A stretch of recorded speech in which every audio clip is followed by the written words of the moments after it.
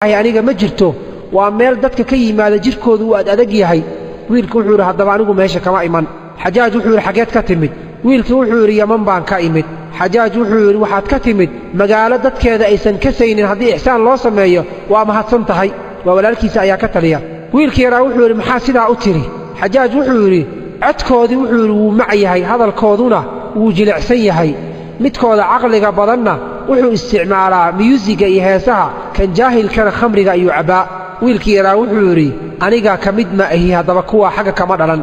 xajaaj wuxuu xageed ka timid wiilku wuxuu reer Maka ayaan ahay xajaaj wuxuu waxaad ka timid kuwa shar badan oo jaahiliin ah aqligoodu yar yahay dhul ay ku nool yihiin baad ka timid wiilkii yaraa wuxuu maxaa sidaa u tiri xajaaj wuxuu waa qolo ilaahay uu nabi wanaagsan ka soo dhex saaray nabigii bay beeniyeen wayna eriyeen qolo ayaa ilaahay ku badbaadiyay oo ilaahay uu ku soo dhaweeyay nabiga isaga ah jeclaaday karaameeyay wiilkii yaraa wuxuu hadaba anigu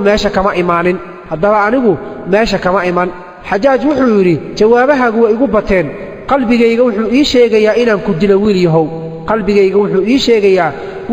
inaan ku dilo wiilkii yaraa wuxuu geeridayda hadday gacantaada ku jirto adiga ma ku caabudi lahaaba